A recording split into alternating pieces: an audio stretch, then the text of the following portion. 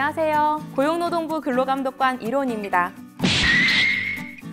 소규모 사업주를 위해 베테랑 근로감독관들이 직접 7가지 주제에 대해서 핵심 내용만 간추려 준비했습니다. 어려울 수도 있는 노동법의 노른자만 뽑아서 현장에서 근무 중인 각 분야별 최고의 근로감독관들과 함께 법령부터 사례까지 하나하나 알아보도록 하겠습니다.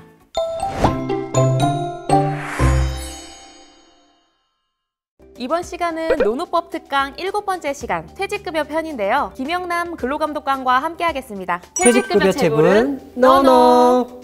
안녕하세요. 김영남입니다. 흔히 퇴직금은 다들 들어보셨을 것 같은데요. 퇴직급여는 정확히 어떤 제도인가요? 퇴직급여 제도는 노동자의 퇴직 후 생활 안정을 위해 도입된 제도로 퇴직금 제도, 퇴직연금 제도로 구분됩니다. 단, 계속 근로기간이 1년 미만인 노동자와 4주간 평균하여 1주간 소정 근로시간이 15시간 미만인 노동자에게는 퇴직급여 제도가 적용되지 않습니다. 갑작스런 퇴사로 인해 어려운 경제 상황을 겪을 수 있는 노동자와 그 가족들을 위해 꼭 필요한 제도인 것 같은데요. 4인 이하 사업정도 적용이 되죠? 네, 그렇습니다. 법에서는 2010년 12월부터 4인 이하 사업정에서도 퇴직급여 제도를 적용토록 하고 있는데요. 제도 안착을 위해 2012년까지는 총 발생 금액의 50%가 적용되었고요. 2013년부터는 5인 이상 사업장과 동일하게 적용되고 있습니다. 그렇다면 퇴직금 제도와 퇴직연금 제도가 어떻게 다른 건가요?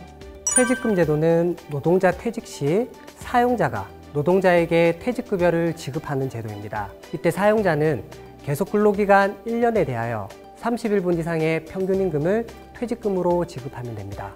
감독관님 설명을 듣다 보니까 계속 근로기간이라는 말이 자주 나오는데요. 계속 근로기간이란 퇴직금을 받을 수 있는 기간으로 근로계약을 체결하여 해지될 때까지의 기간을 말합니다. 근로계약 기간이 종료되어 근로계약을 갱신하는 경우가 있는데요. 동일한 조건의 근로계약을 반복하여 체결한 경우라면 갱신 또는 반복기간 모두 계속 근로기간으로 합산하게 됩니다. 수습기간, 육아휴직기간, 사업주의 기책사유로 인한 휴업기간은 계속 근로기간에 포함되어 퇴직금을 받을 수 있는 반면 퇴직금을 중간정산하여 지급받은 기간, 정년퇴직 후 재입사한 기간은 계속 근로기간 산정 시에는 제외됩니다. 그럼 계속 근로기간이 확정되었다면 퇴직금 산정은 어떻게 하는 거죠? 앞서 임금편에서 배우셨던 평균임금 기억나시죠? 퇴사자의 일일 평균임금에 곱하기 30을 하여 좀 전에 말씀드린 계속 근로기간을 곱한 뒤 365일로 나누면 됩니다. 이해를 돕기 위해서 실제 사례를 들어서 계산해 주시겠어요? 월 250만 원을 지급받는 노동자가 17년 2월 1일부터 19년 6월 30일까지 총 880일을 근로한 경우입니다. 먼저 1일 평균임금을 산정해보면 3개월의 임금 총액 750만 원을 3개월의 총일수 91일로 나누어주면 1일 평균임금은 약 82,417원이 됩니다. 여기에 30일을 곱하고 계속 근로기간인 880일을 곱한 뒤 365로 나누어주면 얼마죠? 죄송합니다. 약 596만 1,161원이 됩니다. 어떻게 이해가 되셨나요? 이해가 완전히 잘 됐고요. 조금 어려워하시는 분들도 계실 것 같은데요. 고용노동부 홈페이지에는 퇴직금 계산을 돕기 위해 퇴직금 계산기가 마련돼 있으니까 활용해 보시기 바랍니다. 다음으로 퇴직연금 제도에 대해서 설명 부탁드립니다. 퇴직연금 제도는 사용자가 퇴직급여 재원을 퇴직연금 사업자에 적립해두고 노동자는 퇴직 시 퇴직급여를 일시금 또는 연금으로 지급하는 제도로 확정급여형과 확정기여형이 있습니다. 확정급여형 제도는 사용자가 매년 부담금을 퇴직연금 사업자에 적립하여 운용하고 노동자는 퇴직 시 계속 근로기간 1년에 대하여 31분 이상의 평균임금을 퇴직급여로 수령하게 됩니다. 반면 확정기여형 제도는 사용자가 퇴직연금 사업자에 개설한 노동자의 개별 계좌에 부담금을 납입하고 노동자는 그 적립금을 운용하여 퇴직 시 그 적립금 운용 결과에 따라 최종 금액을 수령하는 제도입니다. 다음으로 퇴직 이후에 받을 수 있는 퇴직급여를 재직 중에 받는 경우도 있다고 하는데 어떤 경우죠?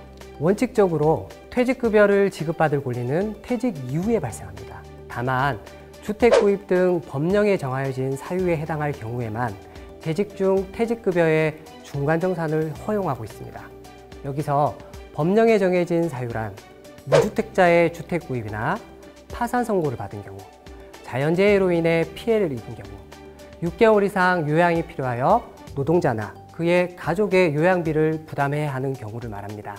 그럼 노동자가 중간정산을 신청할 경우에 사업주는 반드시 중간정산을 해줘야 되나요?